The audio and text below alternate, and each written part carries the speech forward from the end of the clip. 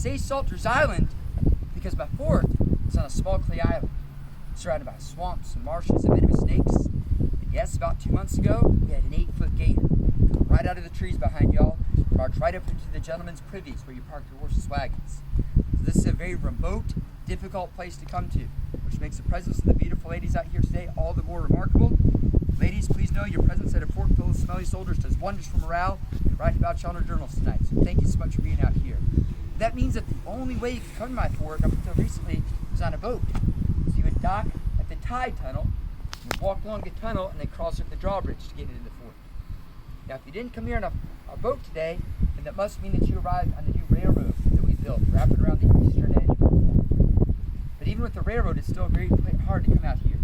And our fort remains on the high ground, with a very commanding view all around us in 1864. That means that we can see for miles across the great state of South Carolina. And on a clear day, if you climb on top over the 3 piles of dirt we have on top of our fort called traverses, you can just make out the ocean 10 miles downriver. So please know my fort's on the high ground, and very commanding view.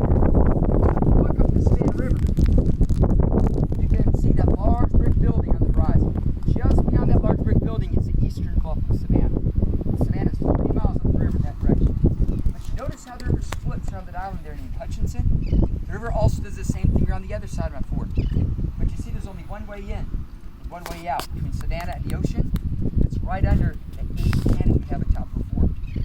Now, even though just about all of our guns are smoothbore guns, the round cannonballs with a wobble going in and wobble going out, we say we can hit the broadside of a barn a little over a mile away. And if you look up the river again, you see that red and white tower there in Hutchinson's Island. That tower is 0.8 of a mile. So beyond that tower, we can hit a barn or ship-sized target. South Carolina is less than half a mile, so that's point-blank range for our guns. Also notice if we're up high, if we're firing down, we call that plunging fire. That makes our artillery fire even more destructive. However, the Savannah River, the tide's coming in right now, so the river looks pretty deep and wide. But in 1864, the river is about 12 to 20 feet deep, depending on the tide. So if you're the captain of a ship, you got to come 13 twisty miles to make it upriver and drop anchor. You got to be real careful. Because if you misjudge the tide, if the wind doesn't cooperate, and you run aground at low tide, get stuck in the river, dolphins are just going to laugh at you. It's really embarrassing that happens. Unless you can make it right here. Because right here where the channels of the river come together, those channels have carved out a natural 30-foot deep harbor. So it's always safe to drop anchor here. But if you do, right under the ship killer gun. So it's really hard for us to imagine this because it's such a beautiful day. However, there was one soldier out here who said, with all the heat and bugs we normally have, he called this place the most intemperate place in the universe, in the middle of a putrid swamp. And another soldier out here wrote that he could see mosquitoes as thick as rice and large as hummingbirds. So this is usually a very miserable place to be a soldier. But this is very important ground. And it's so important that we first had patriots out here in 1777. Of course, as you know, we were fighting against the tyrant King George, the British Redcoats. We tried to build a fort from the other side of the moat all the way across the stands. Our first fort was supposed to have 25 cannon. The biggest guns protecting Savannah at the time, we have one right behind y'all. You see that sad, poor, lonely-looking 18-pounder gun? That's the largest size cannon here during the Revolution. But out here in Salters Island, you have 6-pounder guns just like this. Now this 6-pounder gun fires a pound and a quarter gunpowder, and she can hit the broadside of a barn with a 6-pound shot like this at about 3/4 of a mile. If it's half a mile, even though this cannonball looks pretty small, at point-blank range, that can still do some damage against a wooden ship. So even 6-pounder guns like this are pretty formidable for the Royal Navy. But you notice what this gun is standing on. He's on a wooden gun deck. We're starting to build a wooden wall. We're going to throw dirt on top. But you see a problem with this. If we're out here in the middle of a swamp, what's going to happen to our fort every time it rains? It's going to sink. Thank you. It's going to sink. It's going to turn into mud. It requires constant maintenance just to keep the wall standing. And men start to get mighty thirsty out here. And where do you reckon they get water from? Swamp. Wherever they can find it. They'll look at it very carefully, of course, to make sure there's nothing floating or swimming in it.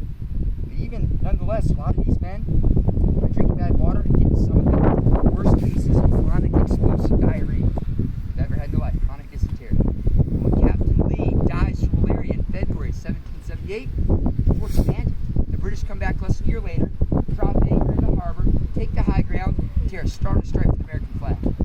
So because we do not defend this ground, we lose Savannah to the British during the Revolutionary War. Thankfully, we've got patriots like James Jackson. We don't quit. Eventually, we win our independence from the British. And even though we win, we're counting on selling our rice and our indigo and our cotton over there to Europe. But dominating the Mediterranean Sea is a band of Muslim pirates. They're called the Barbary Pirates, who are enslaving thousands of white European Christians. And the answer of the British and French is, we will pay you whatever you want. Just please give us our people back and please leave us alone. But y'all, we're Americans. And we understand that one of the few legitimate roles of government is to protect its citizens. And some of the flags we have at this time are free trade and sailors' rights. So we send a group of fight men over there to North Africa. They write a song about them, which includes the words from the halls of Montezuma to the shores of Tripoli. Who do we send over there to North Africa? United States Marines here, and we stopped paying tribute. However, the British and the French, they're stealing sailors off of our ships and handing out scalping knives to the natives along the frontier. And so our president, Thomas Jefferson, says, we might have to go to war again. So if y'all look over your right shoulder, notice the different colors in the bricks. See the lower grayish bricks and the reddish striped bricks? That is the original height of the first 140,000 bricks out of Fort James Jackson. Okay. Now those bricks are standing atop giant wooden pilings sunk down deep in the mud, resting on a bedrock foundation. That way our fort no longer sinks, and those bricks are strong enough to hold 8 glorious 24-pounder guns. That cannon here was the top of our fort in War of 1812. Because sure enough, when we go to war against the British, we hope we're ready for them. However, thanks to having Fort James Jackson here, a sister brick fort up the river at Fort Wayne, and a tower down the river and a tie beyond, we do our job for War of 1812. We protect Savannah. And we're named after James Jackson. So, show of hands, has anyone here ever heard of James Jackson working with this fort today? Yep. Well, sir, congratulations. I see one hand from you. So, thank you, sir. Very few people have ever heard of James Jackson. Well, James Jackson stood tall at 5'7". He had large, broad shoulders and a penetrating eye. Not only did James Jackson fight against the British Redcoats, but after the war ended, he would go on to fight over 20 duels against slimy, corrupt politicians. Now, no, it's really hard for us to imagine, to try to conjure up in our minds such a creature as a slimy and corrupt politician. I know they're about as rare as a unicorn in real life. He fought over 20 of them. It was called the Avenging Angel of Corruption. Not only that, but he served in our very first Congress, their new capital up there in Washington. When James Jackson arrived, there's a big debate. How should we address the president of a new country? Some said we should address our president as His Excellency or His Most Serene Highness. But James Jackson said, just a moment, in a constitutional republic, who does the president work for? The people. Us, we the people. In America, we don't say God save the king because you and I are the king. Our Declaration of Independence says that governments derive their just powers with the consent of the People. So instead of you and I being peasants that are ruled over by lords, instead we are citizens. The only people allowed to pass lawful laws through our legislative branch are people we elect. And if the people that we elect forget that, what can we do to them? Put them out. Vote them out. So James Jackson said, gentlemen, if we were to address one another, you address each other as Mr. So-and-so. So we should address the president the same way because he works for us. So if you ever hear Mr. President, James Jackson was the one who insisted upon that. So that's a little bit of who we're named after. Well, here in 1864, though, we don't care about some tyrant named King George. Instead, a lot of us will tell you we're worried about that tyrant Abe Lincoln. Instead of the British Redcoats, now we're worried about the Yankees. Now, I mean, no offense if anybody here is from up north, but once you get around here. Now, here in 1864, in case you're nervous, we're not alone. But we're now the headquarters of the whole Savannah River defenses, which stretch from Elbow Island a mile east of us all the way back here to Savannah. If we're the headquarters, we've got to be able to communicate, to send messages all up and down the river here. Now, even though every commander we have by voice, there's a command for that on the drum, you can't hear a drum from 3 miles away. And right now, good afternoon, y'all, right now we've got to send a warning to that riverboat. We've got to warn that, hey, there's an enemy gunboat here. It's not safe to go beyond the protection of our cannon. So, if I got to send a message to that boat, can anyone tell me what travels faster and farther than sound? Thank you. Light travels faster and farther than sound. Well, before this war started, there's a man in the army out west fighting Indians in the Utah country. His name is Albert Meyer. He saw the natives waving spears as they were hunting a buffalo. Albert Meyer says that's a genius idea. But why not take a flag like we've been using on ships for hundreds of years in the Navy and stick that to your spear and wave it back and forth? So he developed something called the wigwag system. That's used by a special part of the Army called the signal. Now, if I were to go on top of my fort on a clear day, if you have good eyes, you can see this flag up to 10 miles away. If you have binoculars or a looking glass, you can see this flag up to 15 miles away. That's the curvature of the globe. Now, by night, I can put a lantern on my feet and light a torch. So as long as you see where my feet are, we can still wigwag each other even at night in the dark. So what I'm going to do now is step over here. So I've got the red brick wall behind me. And the contrast with the red brick wall, I've got my white flag with the red square in the middle. Now, to send them a message, the first thing I've got to do is get their attention. So I'm going to start waving at them until they wave their flag or just wave something back at me. All right, now I come to start position.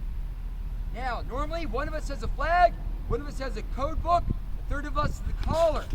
They've got a looking glass, they can call out what they see. So can you please look at that board and shout out what numbers spell the letter E? 2, 3. 2, 3. Thank you. Right's a 2.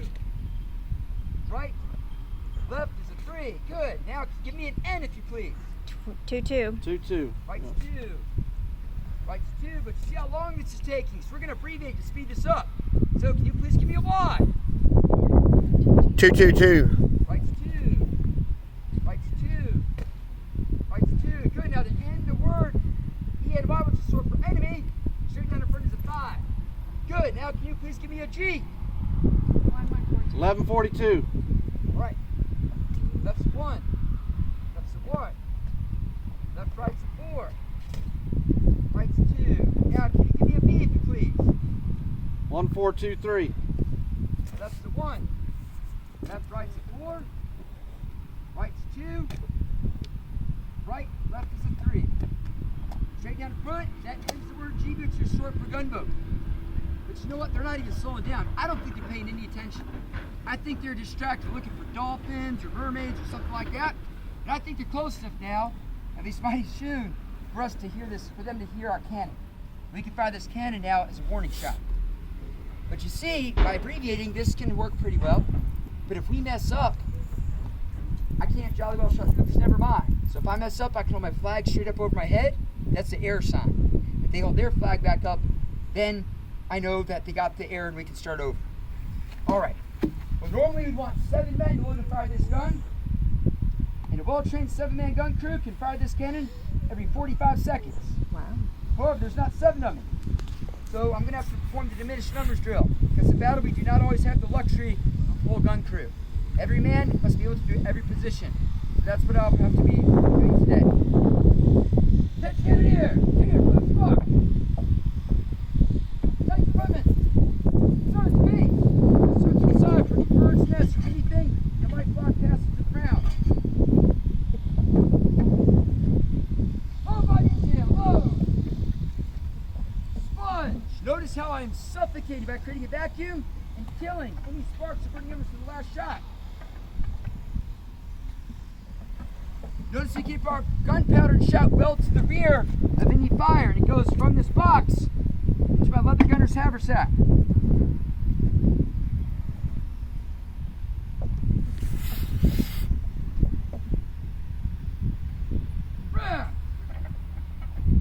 Now the gunpowder's at the back of the hole called the vent. Now I take brass priming wire. I use it to punch a hole in the bag of powder, pin it around in place. Bring out your gun. Heave. Now, if there's a full gun crew, we can have buck and tackle on both sides to more easily march your gun forward. Instead, I'm going to use this power of leverage all by myself. I can also point left and right. I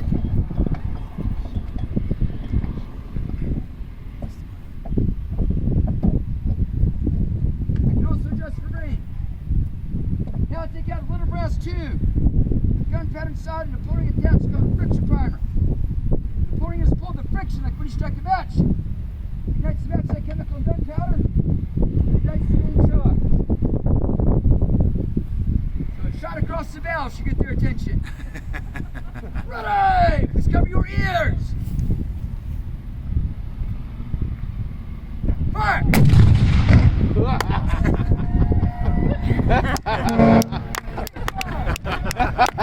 about the message. So I'd like y'all to please stand up. And now let's give them 3 cheers. I'll play roll on the drum and all together. Let us shout, hurrah! We'll do this 3 times. Here we go. 3 cheers. Hurrah! Hurrah! Hurrah! Thanks for the accompaniment. Well done. All right, ladies and gentlemen. If I had actually fired a 6-pound cannonball, the cannonball went forward, where would the gun herself have gone? Backwards. Yeah. So she would already be run in, so I would not have to then, I could then go behind cover. But today she needs a little help. So I need 3 volunteers. 3 volunteers, quickly now. 3 volunteers, quickly. Thank you very much. Got 1. Got 2. Need 1 more. 1 more volunteer. 3. All right, gentlemen, please grab the rope. Bend your knees. And on when I say heave, don't move your legs, just move your hands. Run in your gun. Heave. Good. Walk up your hands. Heave. Oh, that's great right there. You can put the ropes down and have a seat. Thank you very much, gentlemen. All right, so we point in our gun. Now when there's smoke, there's what? Fire. Fire. So here's feet.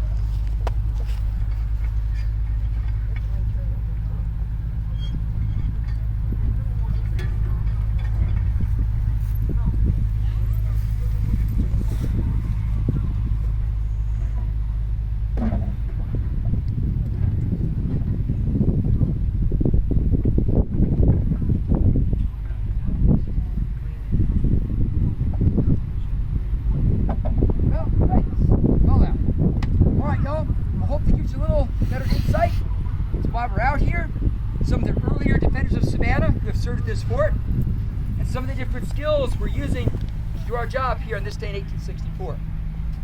However, we do know that you ladies wilt in the sun like flowers, and I don't want to keep you out here too long. Be quite unhospitable of me. So what I'm going to do now is secure the piece. In about 5 minutes or so inside, I'm going to beat the drum one more time. We have one more presentation today. We're going to fill in some of the rest of the history for you. We'll go over discipline. So parents, feel free to take notes. Some great ideas coming up. We'll fire a bigger cannon inside our fort. So you're welcome to join me inside for about 5 minutes or so.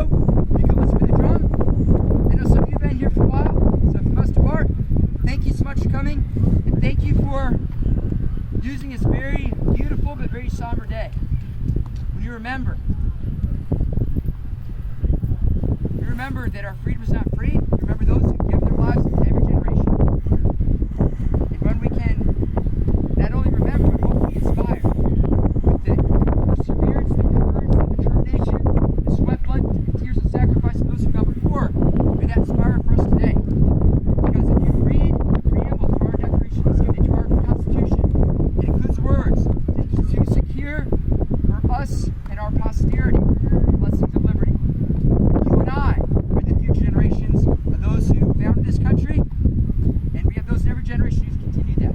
So it's an honor to be here with you as fellow Americans here today. May we never forget that our freedom is not free. So with that being said, you can listen for the drum inside in 5 to 7 minutes. We welcome those who just arrived. We've got our next presentation starting up in the shade in the fort in 5 to 7 minutes, which will include a cannon firing. Thank you. My name is First Sergeant